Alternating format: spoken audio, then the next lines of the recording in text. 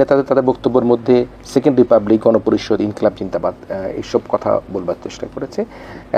বাংলাদেশ ভারত এবং পাকিস্তানপন্থী নয়, নিশ্চয়ই তারা বাংলাদেশপন্থী কথা বলেছেন। আপনি এই কথাগুলোর মধ্যে কোনো বিশেষ বিশ্লেষণ আপনার আছে কিনা? আপনাকে অসংখ্য ধন্যবাদ। এরা আমাদের সন্তানের মতো।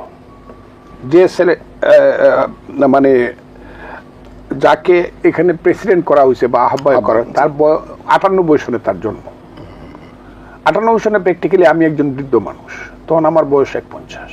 আমার কথাটা খুব বোঝার চেষ্টা করে। ওর জন্ম 98 সনে। আমার বড় ছেলের বয়স 44-এর উপরে। আমার বড় ছেলে, ছোট ছেলেও ব্যারিস্টার, একেবারে সবচেয়ে ছোটটা যেটা। কাজে এইসব সন্তানদের বিরুদ্ধে কথা বলতেও খারাপ লাগে। এরা যেটা শুরু করছে, 1 নম্বর, এদেরকে খুব ভালোভাবে কেউ না কেউ ট্রেনিং দিছে। গত 4-5 বছর কোনো কালো শক্তি এদের পিছনে আছে, যারা মুক্তিযুদ্ধ মানে না। বাংলাদেশটা তাদের কাছে খুব গ্লানিকর একটা ব্যাপার হয়েছে, কারণ তাদের পূর্বপুরুষরা বাংলাদেশে হেরে গেছে। এটা কোনোদিন তারা ভুলতে পারে নাই বলে এটা প্রতিশোধমূলক ভাবে তারা অনেকভাবে চেষ্টা করে। এটা একটা পর্যায়ে এসে দাঁড়াইছে কিছু সন্তানকে, আমাদের কিছু ব্রিলিয়েন্ট সন্তান, এরা কিন্তু একটা পর্যায়ে খুব ব্রিলিয়েন্ট সন্তান, সব দিক থেকে না, তাদের সাহসিকতার দিক থেকে, বাস্তব জ্ঞানের দিক থেকে, বুদ্ধির দিক থেকে, বিবেচনার দিয়ে এরা খুব, ওই যে ছেলেগুলো, এদেরকে আমি এইটা বলবো ভেরি স্মার্ট বয়েস, কিন্তু চেতনার স্তরে তারা অন্যদের চেতনা গ্রহণ করছে। আজকের আধুনিক চেতনা তারা গ্রহণ করে নাই। করলে সেকেন্ড রিপাবলিক যে কথাটা, এই কথাটা তারা বলতো না। সেকেন্ড রিপাবলিক মানে আগে আমি কিছুই মানি না, আমি মুক্তিযুদ্ধ মানি না, 72-এর সংবিধান কিছুই মানি না। অথচ দুইটা জিনিস হয়েছে, লক্ষ লক্ষ লোকের রক্তের উপর দিয়ে এই দেশের মানুষের বাড়িঘর উপর অনেক কিছু হয়েছে, ছেলেরা কিছুই জানে না। বাঙালি জাতি একটা স্বাধীনতার জন্য বা মুক্তির জন্য যে জীবন দিচ্ছে, কম সময়ে এত জীবন কোনোদিন বাঙালি না, পৃথিবীর কোনো জাতি এইভাবে এত কম সময়ের মধ্যে এত লোক জীবন দেয় না, এত কষ্ট করে না।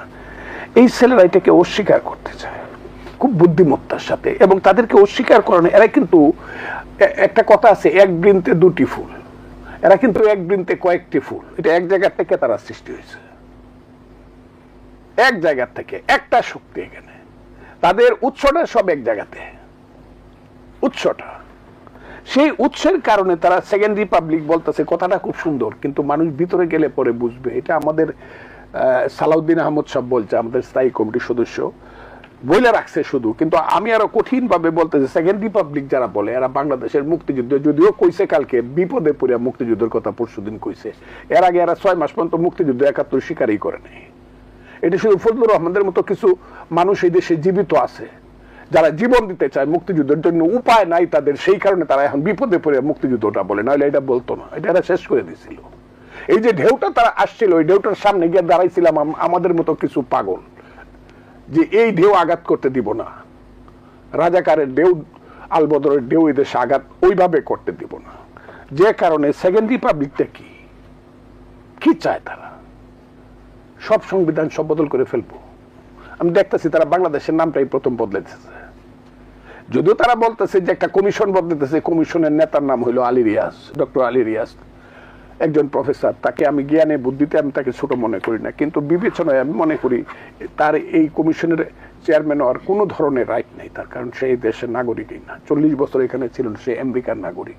এরা নুরুল আমিন সাহেবের মতো, আমার ভাইয়ের মতো, যদিও বয়স আমার ছোট, আমার চেয়ে জ্ঞানে অনেক বড়, ফেরদৌস সাহেবদের মতো পলিটিক্যাল সায়েন্সের অনেক প্রফেসর আছে, আইনের অনেক প্রফেসর আছে এই দেশে, এখনো জীবিত বাংলাদেশে।